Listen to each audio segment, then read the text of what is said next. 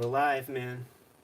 I want to give everybody a minute to hop in here before we start unpacking. Yeah, and we could filibuster for a second. So basically, I've known Rico forever. I used to know Rico. I would see him at SPX whenever we were both in the early days of trying to get work in comics, and he would have some awesome samples because I don't know, man. He's a good guy. Everybody likes him, so he would have color samples over some amazing artist work. And then we kind of lost track of each other for several years, and then reconnected at Heroes Con. For a while, he was, I don't know what the position would be, but he would like handle all the guests and everything, arranging everything at Heroes Con, which sounds like the hardest job in the world to me. totally. But he never seemed too stressed out whenever I would see him, or at least he managed it very well. Yeah, but I'll say this: this past Heroes Con was the first time he's been out of that position. You know, he's full-time Right. colorist, and it never seemed like it was a big stressor on him back in those days. But he seemed to have dancing on air. Yeah, I think he enjoyed it probably a little bit more this year, minus those responsibilities. Yeah, for sure. So should we dig in here, Ed? yeah, let's do it. There's a quick note on the box. Ed and Jim, hopefully there's some stuff in here you don't have. Either way, thanks for the show and enjoy my new book. All right. So Rico knows how to get some coverage on the Kayfabe channel, man. You sent us a mystery box full of comics. Very smart guy.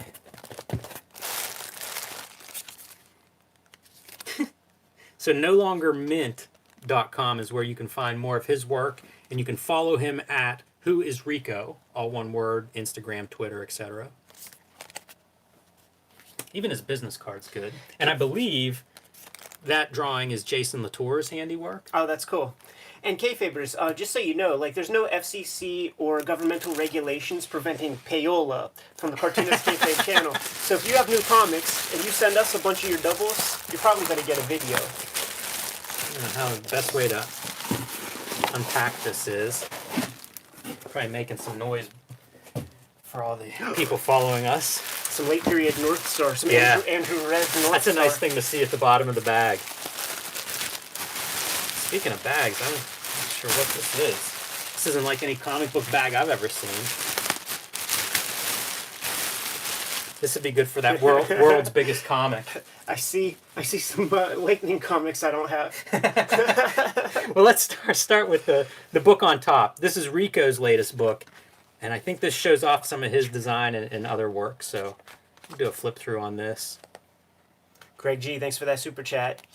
Yeah, we also accept money for payola.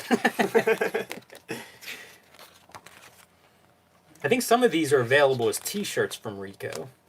Mashups of popular pop culture, as well as art. If you ever see him at a convention, you can hit him up for a sketch, because I've seen some of that artwork, and much better than you would expect from someone who's known as a colorist. Right. Rico should be writing and drawing his own comics. Yeah. I mean, that's one thing you could definitely tell too, man. Like all of this color's on point. This is a really awesome shirt that he runs. It's the CMYK value, so you get like the 100% black. It's not the rich black.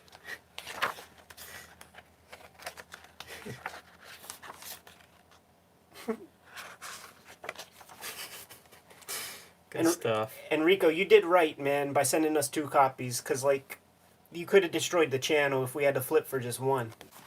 Yeah, fun guy to follow. Definitely check him out if you're not familiar with his work.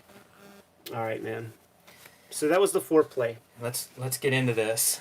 Oh, sweet. Do you know this, Ed? No. This was a prop in Lost Boys, The Vampires Everywhere. And then Justin Ishmael, who used to be at Mondo, got the rights to produce this. But if you ever see that movie, there's scenes set in a comic book store, and the books look like they're trade-dressed Blackthorn Publishing. I saw the movie, and then I got into comics, and I was like, oh, I'm going to track down these comics. They don't really exist, but Blackthorn is who created the props for the movie. Okay, check this out, man. As we interview Atlantis Fantasy World owner Joe Ferrara.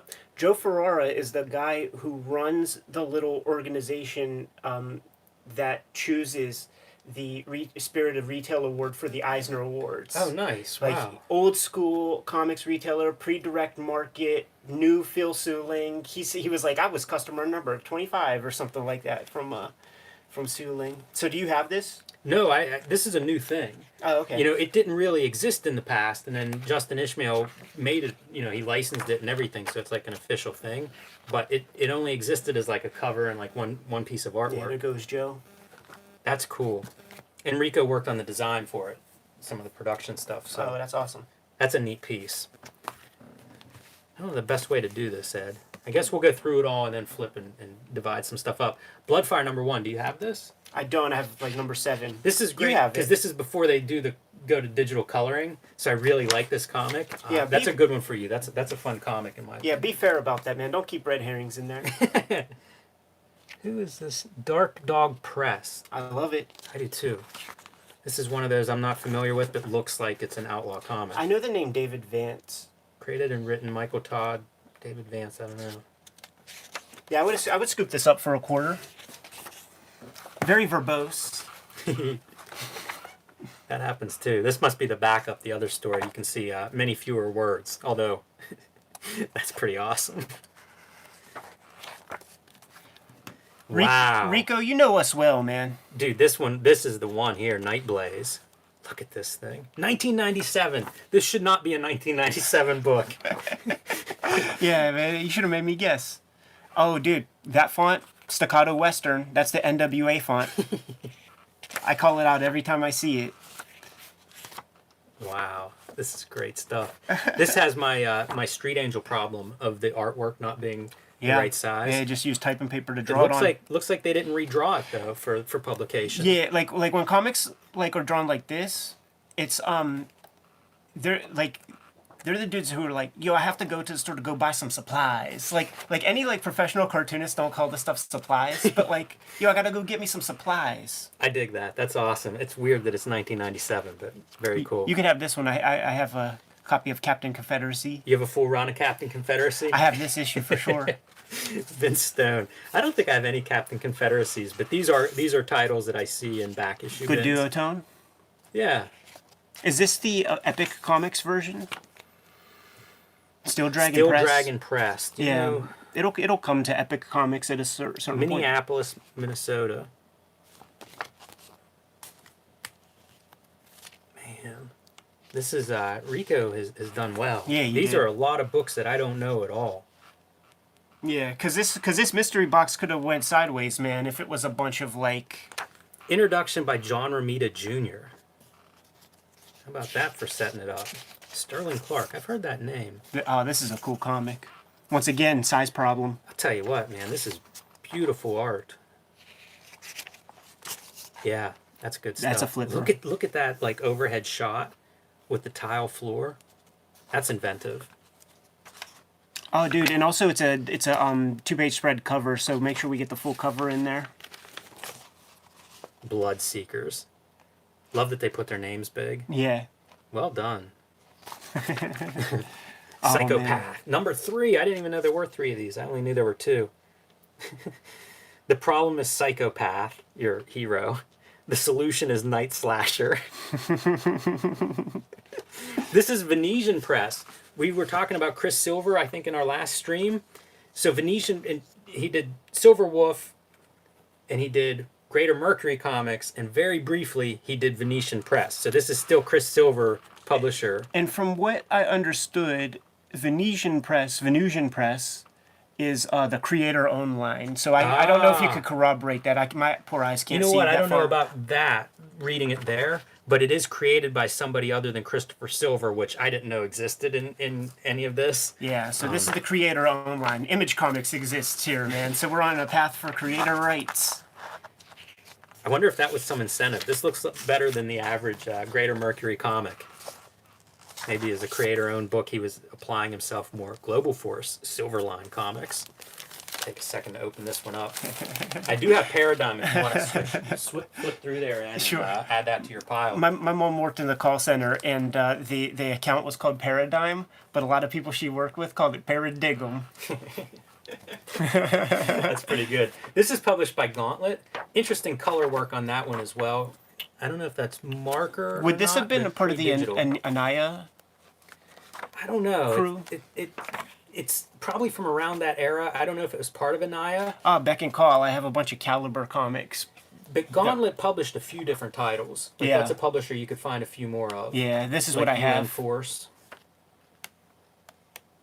Super cool. You said you have this one, Jimmy? Yeah, you can take that one. Joe Sin, I have this as well.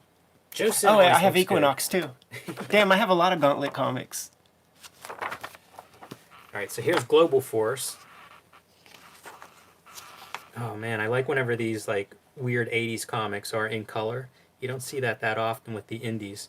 This is a 1987 book published out of Old Bethpage, New York.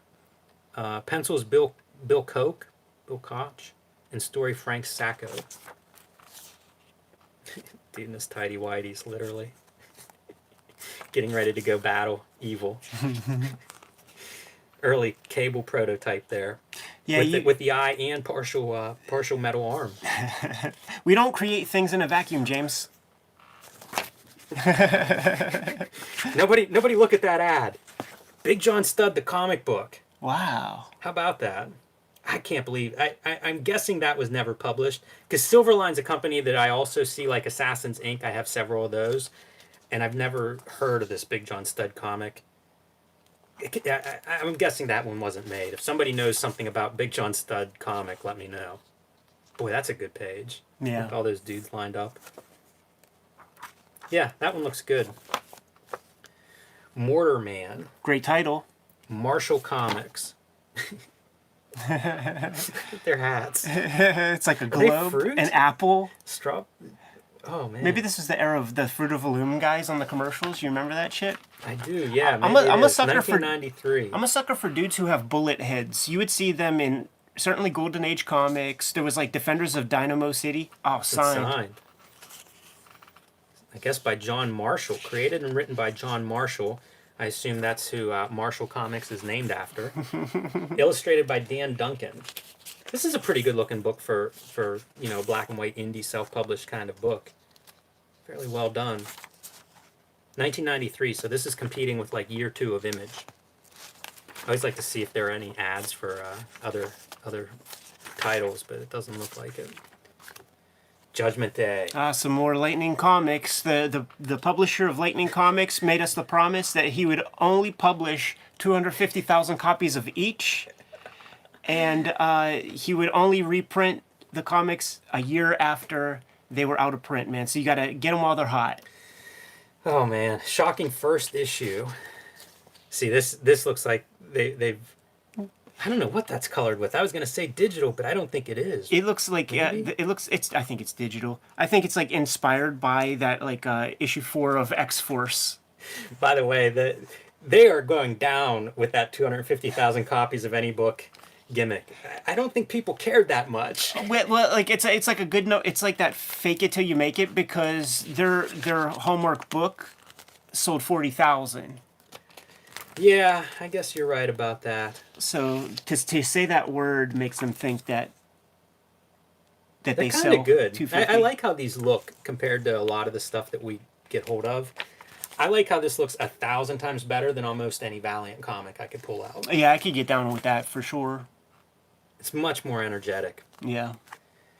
This is cool, and I just picked up a Pandora issue, and I'm trying to figure out. I'm going to open this and Yeah, take do a closer it. look, Yeah, because I don't know if I have issue 2. I think I might. You know what? I have this one, Ed. Oh, This nice. is a great looking comic. I think the artwork in this is really nice. This is 1992, published out of Indiana, so you can go home with this one. But look how nice that is for black and white art. Super clean. Yes, it's really clean, well placed blacks that compose the whole page. It's not left heavy or right heavy or top heavy or bottom. Like the blacks areas are spread out really nice. You can see he has an eye for design, like he's thinking about panel composition and things. Yeah, nice clean line. Yeah, that's a fun one. Rico, you're the man, dude. Thanks a lot. Shadow of the Groundhog. So I went to school in Indiana, PA, which is very close to Punxsutawney, PA, which is home of Punxsutawney Phil. Is that a national thing? Well, I guess yeah. There was a movie Groundhog's Day, like so I that don't is know, a national man, gimmick. but lots of stuff here. We're gonna have to spend a minute on this one, Ed. So first up, it's out of Alabama. I only have, I think, one other comic that I know of that's published out of Alabama. There aren't a ton of those. And speaking of rarities, Eat Your Heart Out Lightning Comics. This is a limited edition of 500 copies. Oh wow. Or there's oh, my fault, signed numbered limited edition. So I don't know if that means there were more or if that's the total print run. And you see this picture of a groundhog up a tree. I was running one day along the Allegheny River, and at the end I'm stopped, I'm just hanging out, and it's wooded, and I hear noise up in a tree. 20 feet up, it's a groundhog just chilling out 20 feet up this tree. So I took video of that and sent to John Porcellino, King Cat Comics, because he loves groundhogs. So great picture. This is a ridiculous comic. You know what it reminds me of is Rory Hayes' Teddy Bear comics. Sure. Like, this is almost the exact same compositional stuff that he would do. Yeah. Yeah, I think about even like Matt Fiesel. Mm-hmm. Wow, that's interesting. That is totally Rory Hayes-esque. This must be a guy who's a fan of Rory Hayes, because some of this is almost lifted from Rory Hayes. $1.11, 1986. I don't want to tip my hand, but this is going to be an early draft choice for me. Pelistar. This is an Eternity book. Comic. Do you have this Psychopath? I do have it. Nice. You could do a flip through on that before you pull it off. Yeah, what's the cartoonist name? I have no idea. Frederick Cooper is the penciler. Has a Tim Tyler vibe. Yeah, this is, I guess, the legacy of Tim Vigil, right? It's coming out of those Chris Silver comics, so he was into the violence. Psychopath. It's a good title. And it's funny because, like, well, this is Greater Mercury, but, like, it makes me think of the Silver Wolf comic, Victim. Yes. I love the bullseye is the O for Psycho. They bury no leads in those Chris Silver comics. No, they're not subtle. Here's Port. Stetch. Well, Stetch. Like, what the fuck is a I have Stetch? no idea. That one's over my head. Good shit, man. Yeah, ridiculous. This is going to be an early draft pick, I'm sure. So here's a flip through of that Pelistar. I'm betting the reason that we have this is either Kurt Hathaway as letterer, or more likely Richard Case. He did a lot of work with Grant Morrison on Doom Patrol run. And he's from somewhere down south, so Rico probably knows him from Heroes. I met him at a signing at Chapel Hill Comics while that was still around. Case or Hathaway? Case. Oh, that's interesting. I because of Doom Patrol, I always associate him with the British guys. Right. I thought he was a British dude.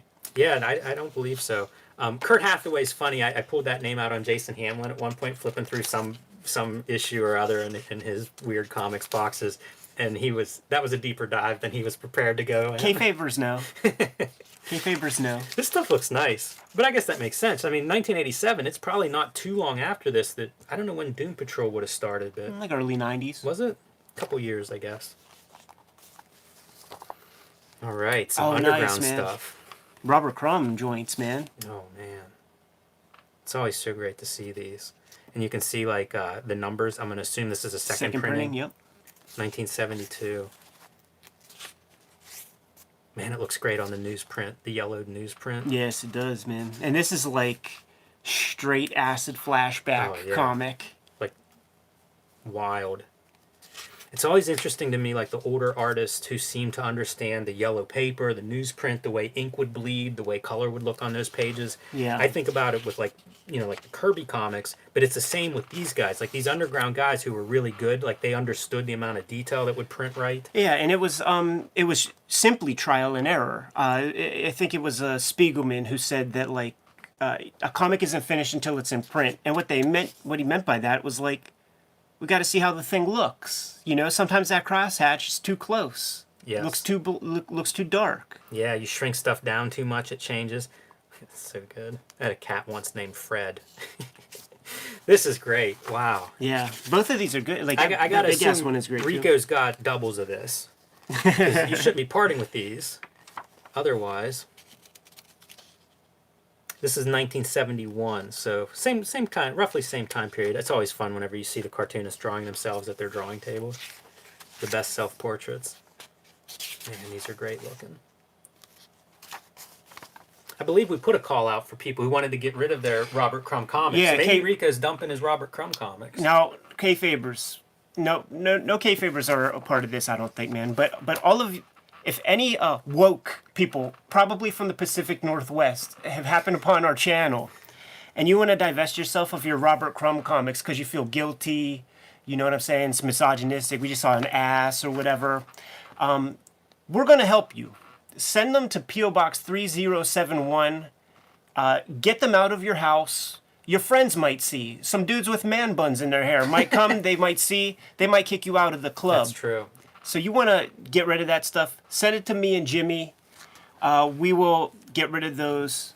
We'll dispose of them and make sure that they're not a part of your collection anymore. And that goes double for if you have like some Robert Crumb sketches or the German sketch books. Send us the German sketch books because you wouldn't want, I guess woke people will call them your partner, to see that you have Robert Crumb memorabilia, paraphernalia, contraband perhaps, you would call it. You would want to send that stuff to us. Yeah, you'll feel a lot better. We'll be doing you a service. I always loved the cartoon stuff that Crumb would do. Like this stuff was so eye-opening to me because the cartoon stuff was always something I was at an age where I'd dismiss that. Yeah. And then when you'd see a master cartoonist work in it, it was like, oh man, these things are loaded. Like you can do everything with them. Yeah. It's such a piece of the language. Super Cops. Do you have this, Ed? No. This is a great comic. I have this, so you can take it home. This covers Gray Morrow, and he draws, I think, the first story. But there's some really great coloring in this. This is obviously, 70s comic through and through. And these are just like, like a TV series or something of the cops on the street, fighting crime and stuff. But look at how you get into this coloring where it's like figures are just one color. Oh, yeah, I love that. I always like that stuff. It's so dramatic, and you never really see coloring like that anymore. I don't know if it would even work on glossy paper and high res, but it works really well here. And there's several of these stories. Like, they all look great. Look at that alley shot. You just put some aviators on them, and it's really the Beastie Boys from the Sabotage music video. Here's where we really start to get into that interesting color work. All those red figures, blue figures, it's nice stuff. Green. Yeah, great colors. So that's a fun comic. That's a good one to add. Oh man, Life Brigade number 3. That could be a Tom comic. He could get hip to Stormin. Is Tom not down with Stormin? Oh, I'm sure he's not. So Craig Stormin, we've shown some of his original art from an earlier issue of Life Brigade. When I started buying 80s comics, Life Brigade was one of the ones that was like a pretty cool breakthrough comic. And in this one, he is not inking it, if I'm correct. Yeah, created, written, and penciled by Stormin, inked by Tony Santangelo. But you still get a sense of his unique style. Like, look at this character whose teeth are exposed on one side of his face and an eye patch. Josh and Burlio Z-Boy, man, thanks for the super chats, homies. This is great stuff. I love the mech warriors. Totally.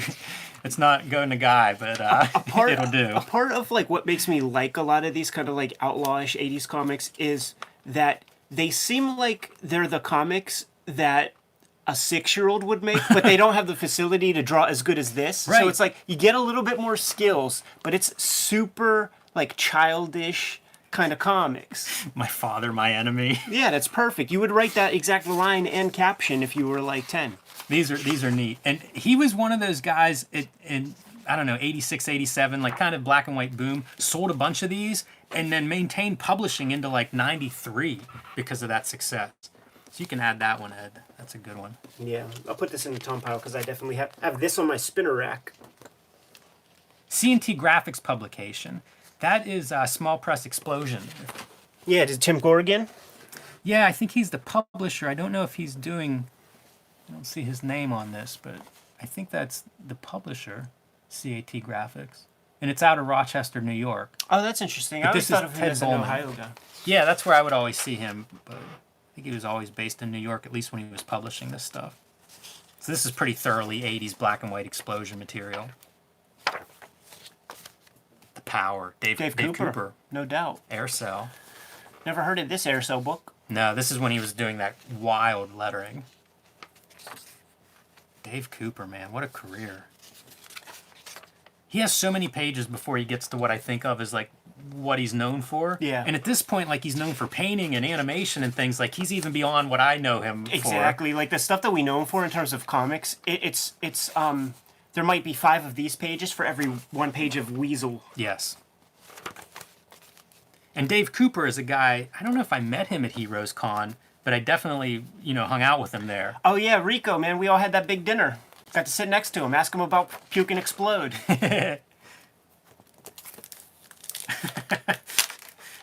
Yo, Rico, you colored this one, man?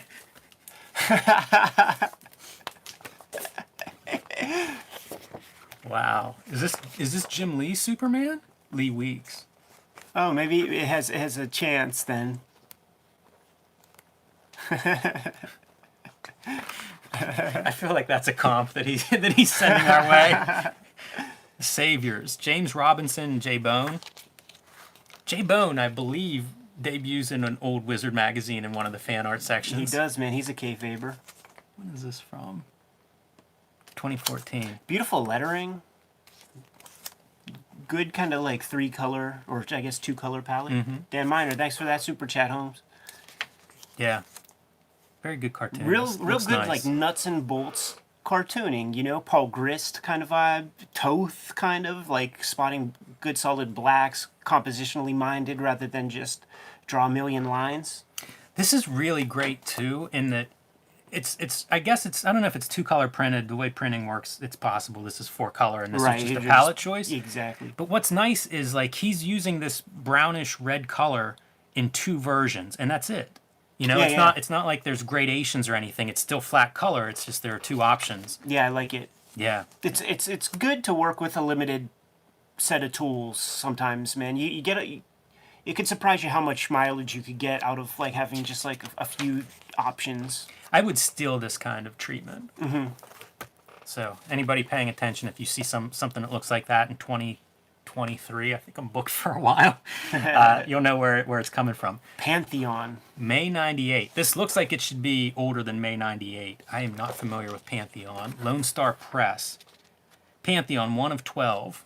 Mike Leake is a guy who I associate with doing like 1980s, and you sort of called it because he would do like 1980s like Robotech Comico comics and stuff. That makes a lot of sense, Ed, because Bill Willingham, Fables and Elementals, going back to Comico with Elementals. So these guys knew each other.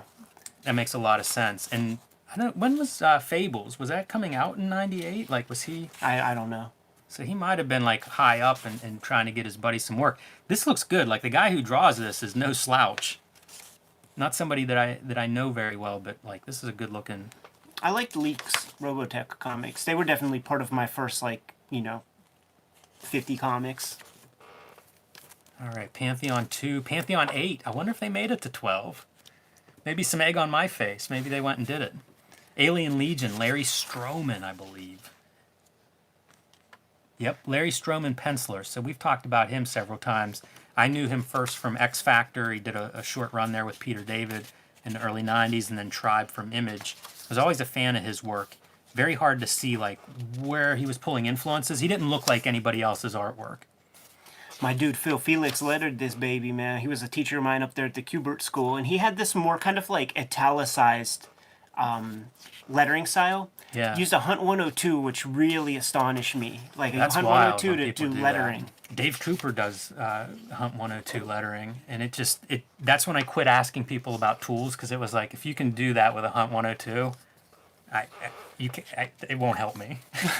See, this is a young cartoonist right here, man. Like having to put It's a lot of work. 15 panels on a page, and some of them are the size of a postage stamp. Did you ever read Alien Legion? I haven't. I know people that swear by it, but I haven't either. I have a couple issues. Mick McMahon drew an issue or a one-shot special. Oh, sweet. I have this one. Gumby's Winter Fun Special. I think I have all of these. I'm not sure, but I believe I have all these. Really cool. Art Adams doing Gumby. Yeah. And this one, this is cool because it's written by Steve Purcell. The other stuff is like Bob Burden. Mm-hmm. But Steve Purcell, Art Adams, and Mike Mignola, they all went to the same California art school together, man. So they're a crew. So this is Comico, and I think they were published out of, it says Norristown, PA, which is basically Philadelphia as far as I know. Yeah. Bob Schreck and Diana Schutz, two people that went on to have long editorial careers in comics. We just saw Bob Schreck at SPX for a minute, now with the CBLDF. But, I mean, hugely influential, both of them. Diana Schutz, the first editor-in-chief at Dark Horse Comics, and Bob Schreck, a long time working with Frank Miller on stuff from Sin City to Dark Knight. Yeah, for sure. Bob Schreck talked about the origins of Kamiko and working with them, and he said that the way those guys got started was at the height of like the Howard the Duck era. Oh, you know what? Is this the one where Santa Claus is in bondage? I don't know, but it's so attractive. Like, this is such a good fit for Art Adams. I think we're getting there, man. I know there's a Christmas special where Santa Claus is like bound in chains and in a chair. But anyhow, like at the height of Howard the Duck, the Kamiko guys would set up at comic conventions and just draw like duck versions of like, you know, Wolverine or something. There he is, man. Wow. I love this comic, man. Yeah. The summer one is sort of more noteworthy, but I sort of like them all. I'm a big fan of Purcell. It's a really interesting mashup of Cartoonist and subject. Cosmic Scoundrels. IDW. Alexis on the cover, at least. Yeah, on the cover. I don't recognize the inside is not him. Words and story, Matt Chapman. There's a little bit of some nice day glow. Alexis. Yeah, I like that color palette. Very different drawing style.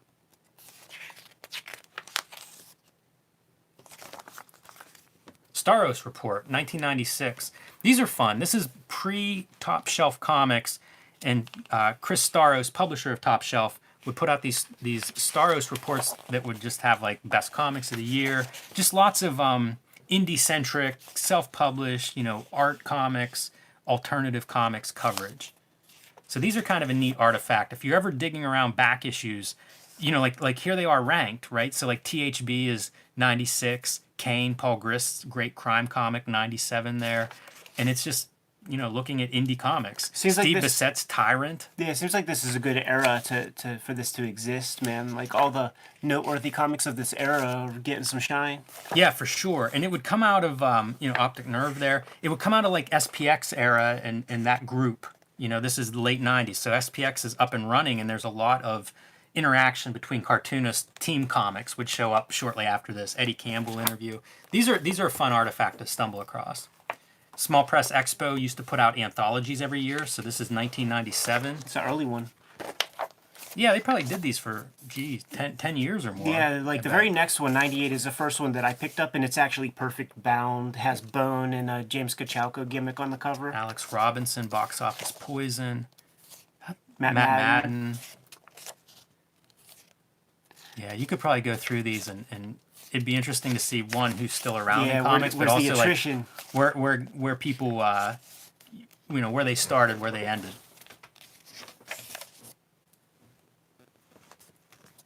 We're still recording. Okay. Rick Geary? No, David Lasky. Yeah, this is another one of those artifacts, especially for indie comics. You know, comics were a weird time in the late 90s. A lot of uncertainty, and SPX was one of those places where people would kind of come together and talk about it. It wouldn't be right if we didn't have some Rebel Studios stuff to look at, man. Very nice. Something Tim Vigil talks about in our interview with him is the Omen comics that he was doing after Grips. Dedicated to Jack Kirby. Yeah, you know, it's very sweet. It's a small world. You often think of these guys as being worlds apart, but everybody read Jack Kirby, you know, at a certain age. And the Great Omen. Paul Martin inks on this. How many? Do you know Omen? Paul Martin? No. How many Omen comics are there? I don't know the answer to that. There's at least 3. Fuck. See, I don't know which one of those I don't have. Yeah, I don't know either. This would be a weird one to flip for and then go home and find out you have a double. Yeah. Well, very cool. What the fuck, man? Should we get started? Yeah, flip our coin, Ed. All right. Let's see where it lands. Fucking Jim! Man, I'm getting nervous that thing might be loaded. Let's hope not. We want to keep that going and keep the win streak alive. This is tough. There's a lot of stuff in here to choose from. I'm going to go with the Night Blaze, because that is a weird comic.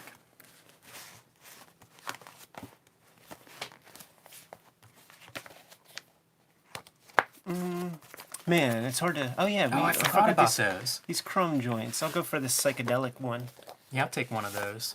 Gotta love Crumb Underground. Yeah. I have that one issue of Psychopath. I'll grab another. All right, I'm pulling the trigger on the Shadow of the Groundhog. I was threatening to. Yeah. Man, I really like Dave Cooper. I think this is cool. Yeah, I'll fuck with Yeah, that. that's a good looking one. I'm gonna grab this piece by Rico, The Vampires Everywhere. Pretty cool to see that. I'll scoop this up, man. This would have been a quarter comic for me for sure. Global Force #2. I don't know whether I have that or not. It looks really nice. Judgment Day. So ridiculous. Did you grab the Omen 3? I'm gonna grab No. Omen 3. I'm pretty sure I don't have it.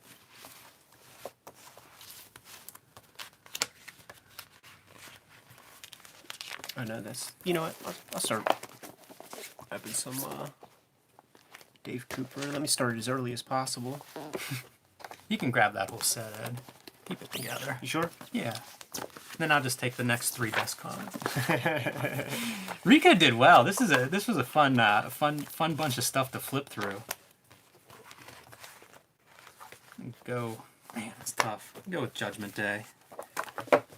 Keep working on completing my Lightning Comics I think run. I have this with a different cover. The Bathing Machine. I don't think I realized that was the name of that.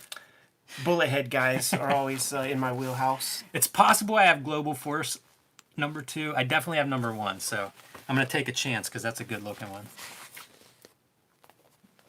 I keep looking at that. Which one? That, Hellastar. yeah. I'll go for that. Take a risk on having maybe doubles. You might see this one again, Ed. Right. I'm pretty sure I got it on the spinner rack. I'll go for this SPX. I guess I'll try Pantheon. You know what? You keep the set.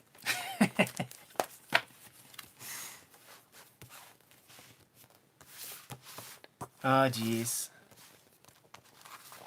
That's the piece. I was just looking at like some of the contents in there. Yeah. That'll be a good magazine to go through. There'll be some reading material in there. Ted Bullman's Bathing Machine. Go for the Saviors. Omega. I think I may have that one, but it's worth the risk. I'll grab that old Strowman. Cosmic Scoundrels it is. And the Lee Weeks comic goes to Tom. Oh, that was super fun. Rico, you're Great the man. box, Rico, man. Grab his book, man. Show that shit off. Yeah. Once again, everybody, go give him a follow at Who is Rico. You will not be disappointed by it. And always a fun artist to follow. Yeah, this episode comes to you by way of Rico Renzi. Well done, Rico. Thanks, buddy. Dude, we recorded like Flash Gruden. I don't know how much you follow football, but he's currently in the midst of a $100 million coaching contract in Oakland, and I think they're 1-3 or something. Just a disaster. They've had 3 guys this season already. One was suspended for the year for illegal hit. One was Antonio Brown, who was cut and then cut by another team and is now suing the Raiders for like $60 million. And the third guy was I think he was suspended for bullying. I was watching a bunch of good YouTube clips of that guy who got kicked out for the year, of him just doing bad plays and being dirty. A lot of them were against the damn Steelers. Yeah, he was in Cincinnati for a while. Twisting dudes' ankles and stuff. Busted Antonio Brown's head in a playoff game. You wonder with Antonio Brown if there's brain damage in some of his erratic behavior. They all have and man, you could point to that guy. They were on the same team for like 10 minutes this year. Yeah. Rico, thanks a lot, man. We got to get the heck out of here. We recorded a freaking Sin City episode. We have some more stuff to do, man. So Yeah, good day. There'll be a new show until today. We're showing off the artist edition, the Ed Piscor Studio edition. Oh, sweet. But then there'll be Kayfabe Weekly on Thursday, And then I'm going to Japan on Monday, dude. So you're gonna have to hold it down, Jimmy. You Well, prepared? I will do my best. You prepared? Be a little different flavor for a couple of weeks, but I think we'll get through it. Thanks a lot, everybody.